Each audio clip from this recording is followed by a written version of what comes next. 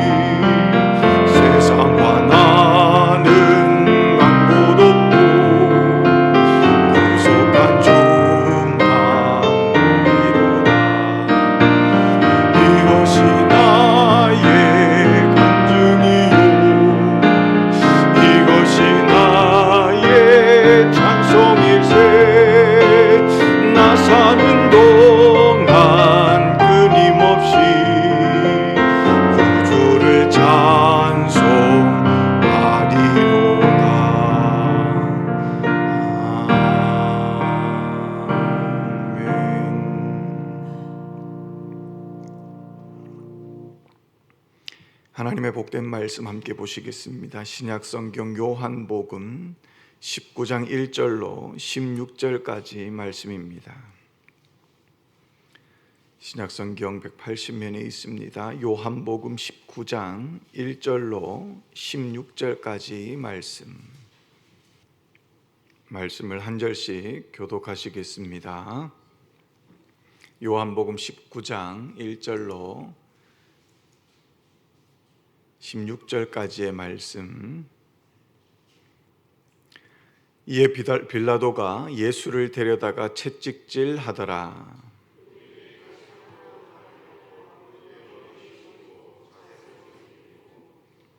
앞에 가서 이르되 유대인의 왕이여 평안할지어다 하며 손으로 때리더라.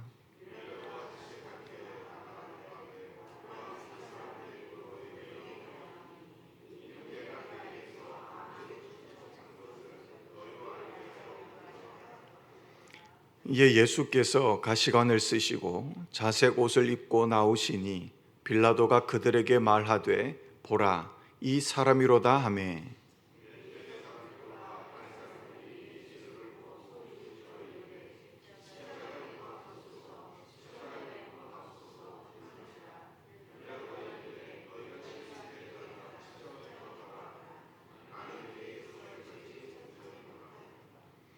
유대인들이 대답하되 우리에게 법이 있으니 그 법대로 하면 그가 당연히 죽을 것은 그가 자기를 하나님의 아들이라 함이니이다.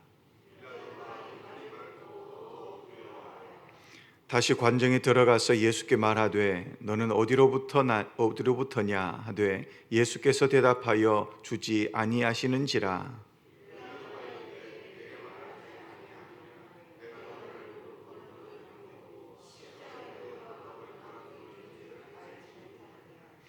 예수께서 대답하시되 위에서 주지 아니하셨더라면 나를 해할 권한이 없으리니 그러므로 나를 내게 넘겨준 자의 죄는 더 크다 하시니라.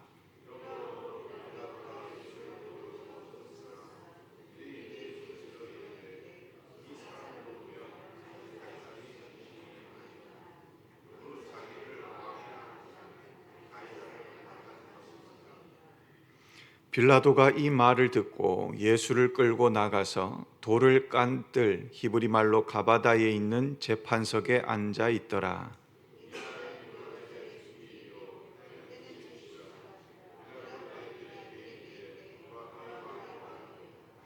그들이 소리 지르되 없이하소서 없이하소서 그를 십자가에 못 박게 하소서.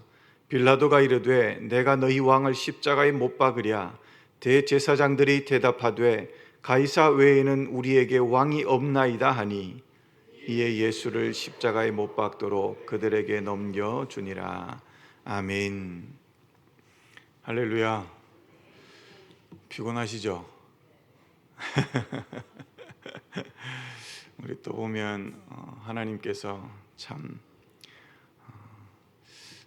큰 은혜를 주시는 것 같습니다. 다른 것보다 우리 반석교회를 향하여 나와왔을 때 기도하는 사람들 허락해 주십시오. 그 한 가지를 기도했던 것이 기억이 납니다. 왜냐하면 새벽을 같이 깨우시는 분들이 그렇게 많지 않다는 얘기를 들어서 한 7명, 8명 됩니다 라는 이야기를 듣고 하나님 기도하는 사람 12사람만 좀 주십시오 기도를 했는데 하나님께서 새벽마다 또 그 이상의 또 함께 기도하는 자들을 연합군으로 주셨습니다. 또 외부에 교회를 섬기시지만 새벽 성전을 저희 교회에 나오시는 분이 또 계시기도 하시고 그래서 한 15분, 16분 또 많을 때는 20분 이렇게 새벽 기도를 할 때 정말 너무 감사하다 그렇게 했는데 또 기도 제목이 또 생기더라고요. 하나님 찬양할 수 있는 사람들만 좀 허락해 주셨더니 그렇게 찬양팀이 이렇게 또 찬양대와 찬양팀을 허락해 주셔서 얼마나 매주 몇 때마다 하나님 은혜를 주시는지 너무나도 감사했습니다. 그런데 이 특별 새벽 기도를 하게 되면서 성도님들에게는 말할 수는 없고 그러나 이 특별 새벽 기도인데 함께 기도할 수 있는 사람들을 좀 허락해 주십시오 기도를 하는데 저희 교회 성도님들이 함께 주일 철속을 하면 한 100명 정도, 많이 나오면 100명입니다. 다 하면. 그런데 그 교회 학교까지 다 합쳐서 100명입니다. 장년들이 한 7, 80명 정도 될까요? 그런 상황 속에서 저희가 거의 한 반 정도가 새벽 기도를 깨우시는 것으로 보면 되거든요. 그러면 되게 놀라운 아마 이 자리입니다. 그래서 우리 이 시간에 함께 옆 사람에게 이렇게 인사를 했으면 좋겠습니다. 놀라움의 현장에 계십니다. 할렐루야. 지금 우리가 반이 나왔어요. 반이. 여러분들 이 자리에서 나오실 때 그런 감격으로 나오셨습니까? 저는 이렇게 마주할 때마다 놀랍니다. 그래서 이 숫자의 이러한 부분들로 제가 별로 그렇게 영향을 받는 사람은 아님에도 불구하고 이렇게 앉아서 기도할 때 예배 드릴 때 또 이런 느낌이구나라는 것을 새벽에 또 경험하게 해주셔서 얼마나 감사한지 모릅니다. 정말 사랑하고 축복합니다. 네. 여러분 혹시 우리가 억울한 상황을 좀 겪어보셨나 모르겠습니다. 삶을 살아가다 보면 참 억울할 때가 많습니다. 여러분들은 없으신가요? 정말 이 억울한 상황을 당하면 참기가 어렵습니다. 억울한 상황을 당하게 되면 가장 먼저 뭘 하고 싶어지냐 하면 말을 하고 싶어집니다. 이 억울함을 알리고 싶은 거죠. 너무 속이 상하기도 하고 너무 억울하기도 하고 말해서 나를 변호하고 싶기도 하고 때로는 반격하고 싶은 마음이 막 솟구칩니다. 그런데 오늘 본문에 등장하는 예수님은 아무 말도 아무런 말씀도 안 하시는 겁니다. 예수님은 채찍질을 당하셨잖아요. 그 고통을 당하시고 가시관을 쓰셨습니다. 거짓된 고발과 조롱까지 받으셨죠. 하지만 그분은 침묵하셨습니다. 그분은 왜 그렇게 당하고만 계셨을까? 왜 그 상황에서도 한마디 변호도 하지 않으셨을까? 말할 수 있어도 말하지 않으셨던 그 이유는 무엇 때문일까? 오늘 이 고난주간 셋째 날 새벽에 예수님의 침묵 속에서 울려 퍼지는 사랑의 음성을 우리 모두가 함께 듣기를 원합니다. 요한복음 19장은 예수님의 재판과 십자가형이 선고되기 직전의 상황입니다. 지금은 예수님이 로마 총독 빌라도 앞에 서 있거든요. 사람들은 여기저기서 외칩니다. 십자가에서 못 박으십시오. 십자가에 못 박아 죽이십시오. 종교 지도자들은 예수님을 죽이라고 혈안이 돼 있고 빌라도는 정치적인 계산에 따라 이랬다 저랬다 갈팡질팡하고 있습니다.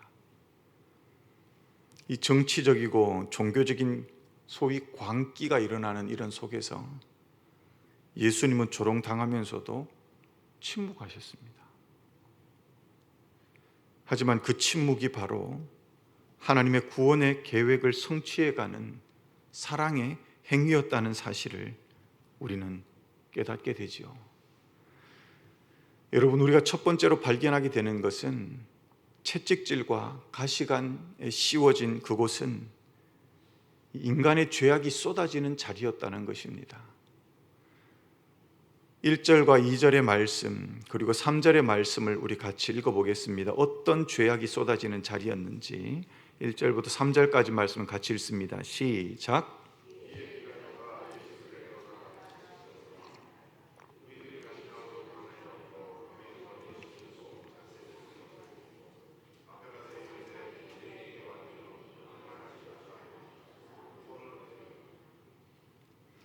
예수를 데려다가 채찍질하죠. 누가? 우리가 그렇게 했다는 거죠. 당시에 로마 군인들이 채찍질을 했다 하는 그 장면, 예수 그리스도의 순환의 그러한 장면들을 볼 때 비웃음과 또 욕짓거리와 또 조롱소리와 채찍질이 이루어지는 그 장면을 볼 때 울고 있는 자리에 내가 있는지, 주님을 때리는 그 자리에 내가 있는지 아마 여러분들은 그러한 부분들의 상황들을 많이 마주했을 겁니다. 말씀을 또 보면 그의 머리에 저 가시관을 눌러 찍습니다. 그리고 3절에는 보면 손으로 주님을 때리죠. 이 장면 너무 모욕적입니다. 인류의 창조주이시고 또 모든 왕의 왕이신 예수님께서 마치 죄수처럼 조롱의 대상으로 거기 서 계신 거예요. 자주색 옷을 입고 왕의 옷을 흉내낸 것인 이 자주색 옷을 입고 가시관은 왕관을 비틀어서 만든 고통의 상징인 그 가시관을 쓰시고 무릎을 꿇고 평안하라 외친 것도 그들은 진심이 아니라 비웃음과 같이 예수님을 조롱하고 있습니다. 이 조롱은 단지 인간의 무지에서 나온 것이 아닙니다.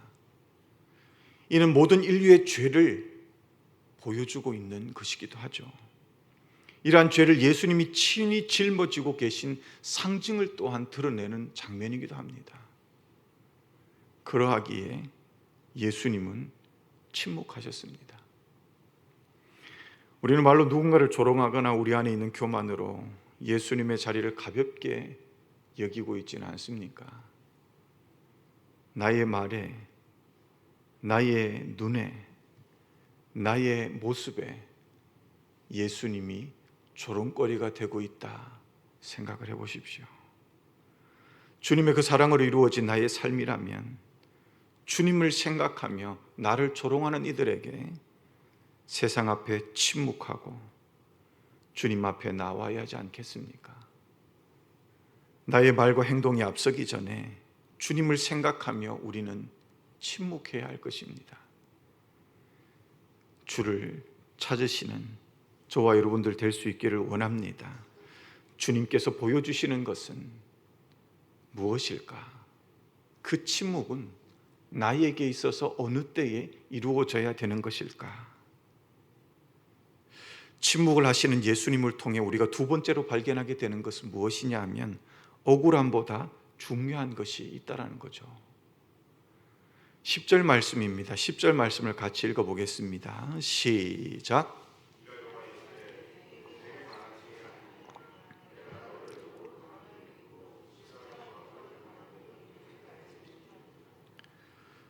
빌라도는 대답하지 않는 주님이 너무 한편으로는 불안하고 두려웠을 것입니다. 예수님의 침묵은 오히려 그를 더 불안하게 만들었던 것이 아닌가 생각되죠. 왜 나에게 대답하지 않느냐? 나는 널 놓을 권세도 있고 죽일 권세도 있지 않느냐? 그때 예수님은 조용히 한마디 하시죠. 변명도 아니었습니다. 위에서 주지 아니하셨더라면 너는 나를 해할 권한이 없다. 예수님은 억울함을 말하는 데 집중하지 않으셨습니다. 그분은 오직 하나님의 뜻을 이루는 데 집중하셨던 것이죠. 그의 침묵은 하나님의 뜻을 이루기 위함이었습니다. 진짜 강한 사람은 침묵할 줄 아는 사람이죠. 진짜 믿음은 억울함을 말하기보다 하나님의 뜻에 순종하는 능력이 있는 사람이죠.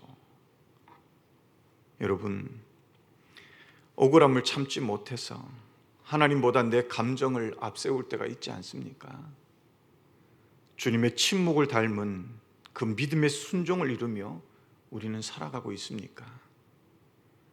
주님을 생각하며 이를 묵상해 볼 수 있기를 원합니다. 마지막으로 발견되는 것은 세상이 보아야 할 예수님입니다. 보라, 이 사람이로다. 오늘 우리가 읽었던 4절과 5절의 말씀을 같이 읽어보겠습니다. 4절과 5절의 말씀, 4절과 5절의 말씀입니다. 시작.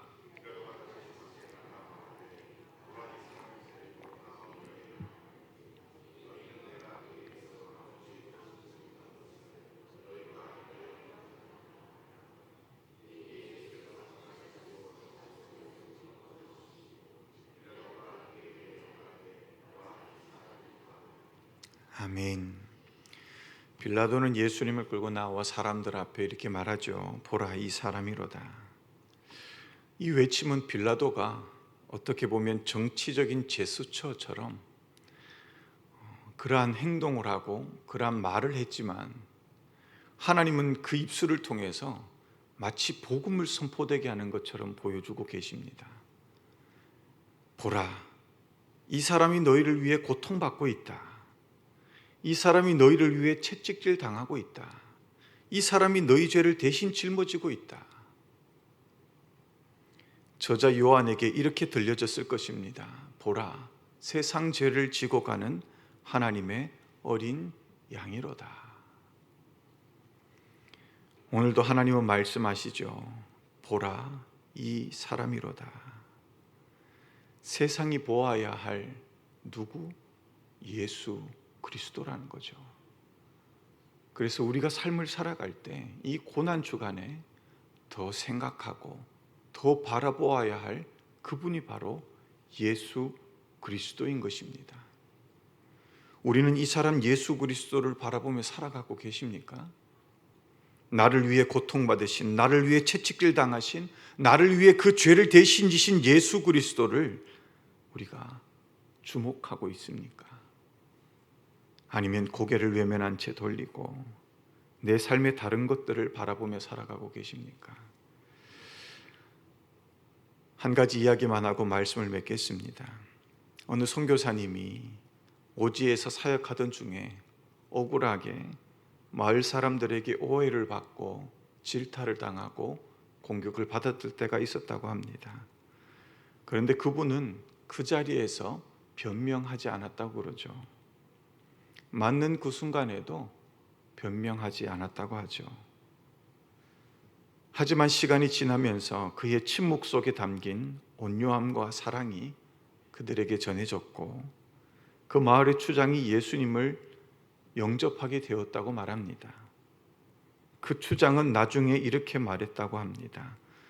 자신이 억울하다는 것을 알면서도 조용히 웃던 당신을 보고 나는 당신이 말하는 그 예수라는 것이, 진짜 예수라는 것이 당신이 아니었나 보게 되었던 것 같습니다. 그 선교사님이 오지를 향하여 나아갈 때에도 고난당하시던, 침묵 속에 고난당하시던 주님을 바라보며 나아갔다라는 그 메시지를 들으면서 우리도 그런 침묵에 복음을 살아내야 되는 것이 아닌가 생각됩니다. 여러분, 침묵은 사랑입니다. 분명한 것은 오늘 우리가 함께 읽었던 14절과 15절, 16절의 말씀을 바라보면 빌라도가 유대인들에게 보라 너희 왕이로다. 그들이 소리 지르되 무엇을 말하였는지를 보십시오. 없이 하소서, 없이 하소서. 우리의 삶의 영역에서 주님을 없이 하는 그러한 행위와 말과 모습이 있진 않았는지 돌아볼 수 있기를 원합니다. 주님 없이 하소서. 십자가에 못 박게 하소서. 빌라도가 말합니다. 너희 왕을 십자가에 못 박으랴. 그랬더니 더 놀라운 말이 나오죠. 대제사장들이란 사람들이 대답합니다. 가이사 외에는 우리에게 왕이 없다고 말합니다.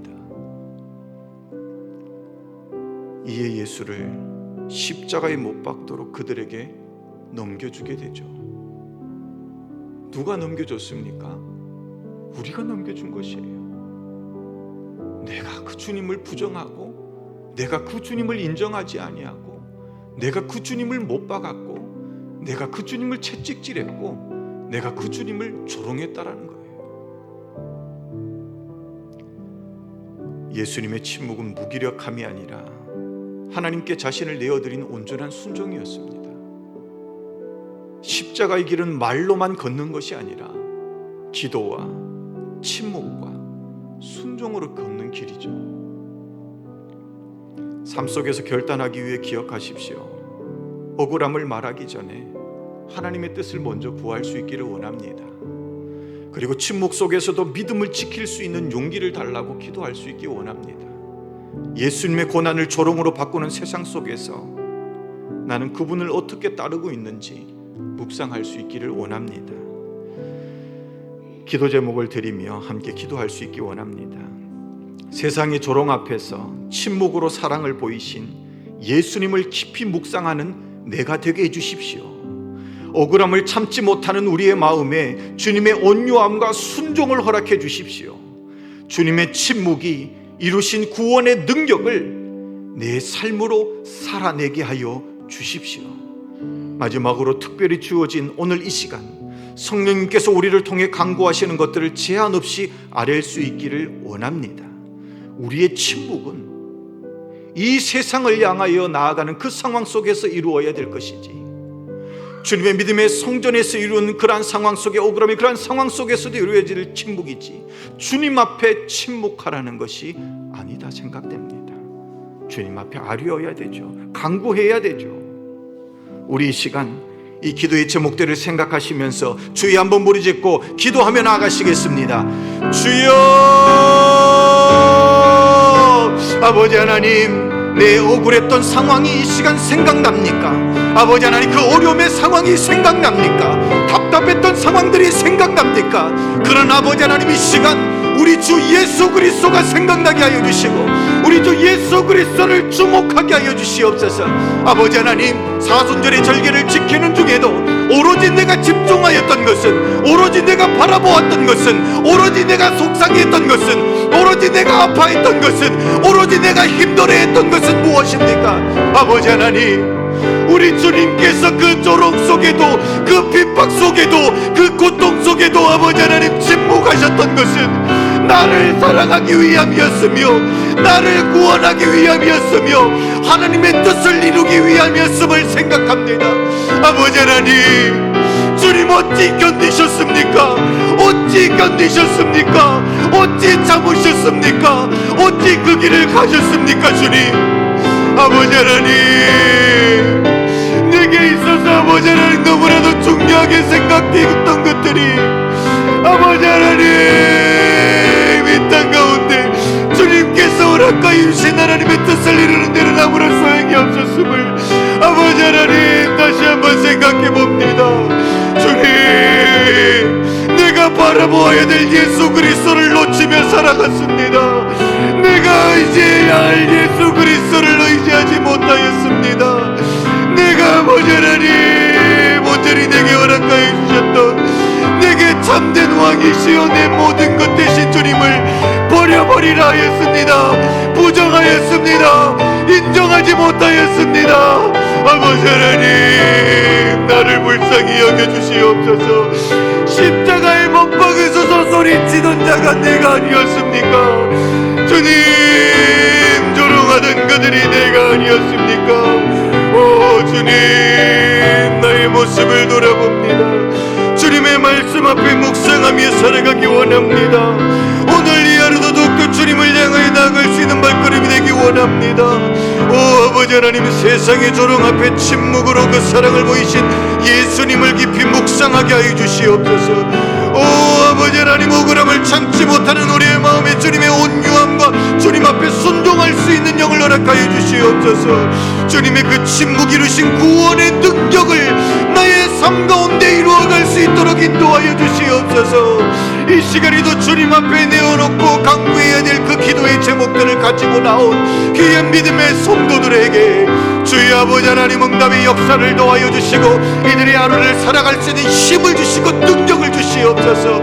아버지 하나님, 피곤합니다. 새벽을 깨우는 것이 주님 피곤합니다. 힘이 듭니다. 그럼에도 불구하고 주님 새벽을 깨우는 자들에게 하나님의 놀라운 은혜와 놀라운 하나님의 섭리와 하나님의 손길과 하나님의 그 역사가 충만하게 이루어질 수 있도록 인도하여 주시옵소서. 아버지 하나님, 나의 시선을 빼앗기지 않게 하여 주시옵소서. 나의 마음을 빼앗기지 않게 하여 주시옵소서. 나의 생각을 빼앗기지 않게 하여 주시옵소서. 주님, 주님 아버지 도와주시옵소서. 오 주님 도와주시옵소서. 주님 도와주시옵소서.